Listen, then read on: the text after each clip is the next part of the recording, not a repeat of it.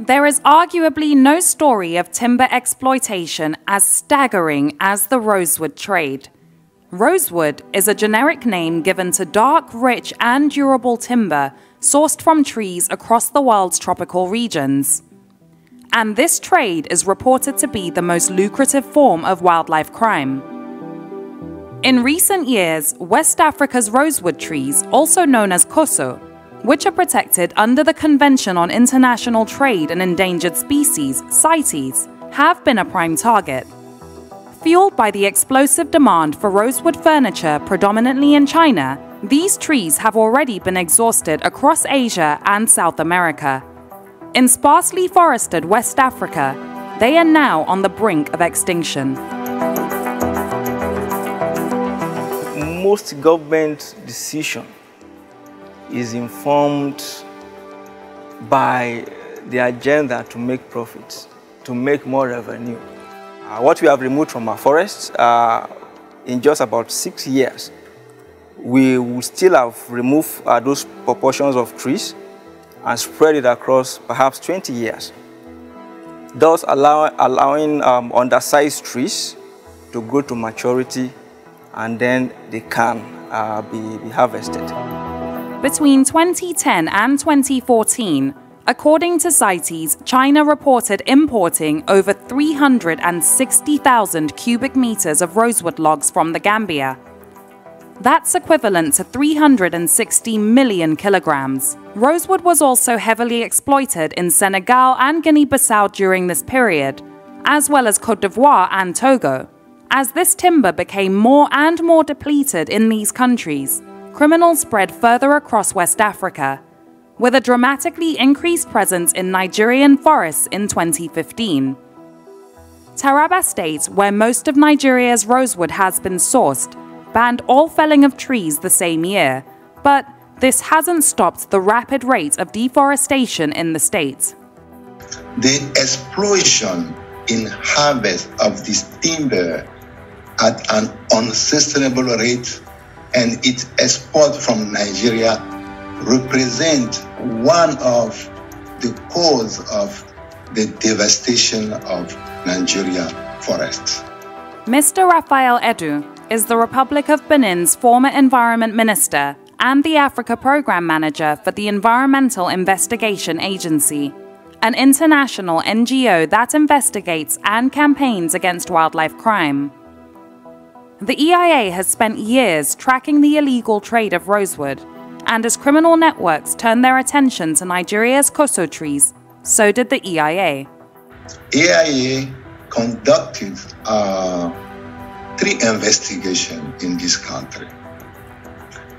And we noticed that the criminal are all company, all people which intervene at any step of supply chain.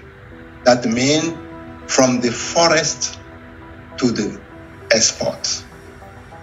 So the Chinese company, they came to Nigeria and they had connection with national dealers. The national dealer got connected to the local dealer at the local community, for example, in Taraba State. The local dealer, they found people and they cut the trees and then moved to Sagamu, and then everything led to Lagos for exportation. Most of the koso that's been harvested in Nigeria has been transported through Shagamu in Ogun State. This has turned the town into a large rosewood trading hub. What's happening in Shagamu is a function of where there is space. Because even to drop your logs there, you have to pay certain fees to those who are managing the log yard. So it's a function of space, and of course it's strategic to Lagos port. Precious woods have been traded for a long time, but the scale of demand today is unparalleled. On the Chinese market, rosewood can reportedly sell for prices exceeding $17,000 per ton, far more costly than any other tropical hardwood, and a cash cow in the eyes of criminals. The mechanism for determining the price is actually not beneficial to our local people. The exporters are actually the ones who are getting more of the profits. The local people are getting crumbs. According to the EIA, between January 2014 and June 2017, an average of more than 40 20-foot shipping containers full of rosewood logs were exported every day from Nigeria to China. That's equivalent to approximately 2,800 trees, which is over 1 million trees a year. This level of exploitation triggered CITES to place a COSO trade suspension on Nigeria in 2018. It's a serious situation for Nigeria. We have lost more than 5 million trees in our forest space. I had the privilege of meeting with the commissioner in one of the states where rosewood is actually being sourced. And she told me that, well, she has a kind of an inclination for the environment, but she has a target. And she just has to meet up with that target. Otherwise, the governor in charge of the state may decide to lay her off or swap her portfolio. All right, so I think the major driver of deforestation in Nigeria is the interest in the revenue that accrue from our forest produce and products. COSO was listed on CITES Appendix 2 at the start of 2017, meaning that trade in the species must be controlled to avoid extinction. It is also protected under the second schedule of Nigeria's Endangered Species Act, which requires a license to harvest or trade in the species, as the rate of felling is highly unsustainable. According to CITES, in 2015, China alone imported $269 million worth of West African rosewood. This figure was even more shocking the year before, with China importing $496 million worth. Even the Nigeria Customs Service, the export prohibition list, has timber, rough timber and sawn timber as perhaps number 1 or number 2. But you will ask yourself, if an item is listed on the prohibition list, how do you allow that same item out of our borders in Nigeria? The Nigeria Customs Service has one of the largest roles to play in ending the illegal trade of precious woods and other wildlife products, as it's their job to monitor what comes in and out of the country.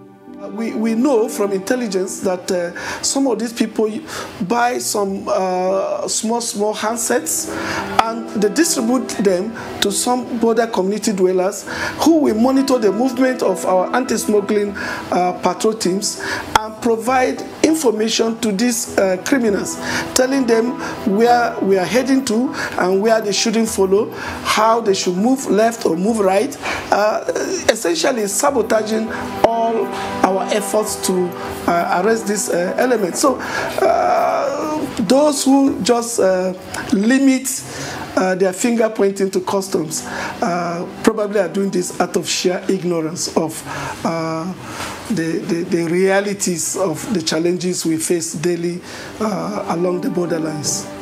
I can't read his thoughts, but I'm sure perhaps he has his own point. But the fact remains that more than 90% of those logs, rosewood, left through our ports. And those ports, of course, are the Lagos port and another one in Port Harcourt. Those ports are manned by the Nigerian Customs Service. But if he's alleging that criminals are sabotaging their effort, then it must have been enemies within the system. All these could not happen if the civil servant who would protect or who would enforce the regulation of the forest, the regulation or the enforcement of the international convention, If they did their work, all this would not happen. Unfortunately, most of Nigeria's rosewood has been depleted, and criminal networks have now turned their focus to neighboring Cameroon. Evidence strongly suggests that this has been a plan all along, as exposed by the EIA in undercover conversations with culprits. With African rosewood on the brink of extinction, CITES has taken the step to strengthen regulations once more. In March 2022, parties signatory to the convention agreed on unprecedented measures to address the constant violations across West Africa. The new regulations put pressure on West African states to demonstrate that the international trade of rosewood complies with CITES regulations, and if not, parties face a formal trade suspension. For Nigeria, which already falls into this category, demonstrating sincere efforts to protect this tropical hardwood is key, as the loss of revenue to the illegal trade of precious woods continues to place a deep dent in the economy. It is clear that without protection, Koso trees are fast on their way to becoming a memory of the past. But with steady political will and strengthened relations between countries involved, there may be a window of opportunity to reverse this regrettable trend.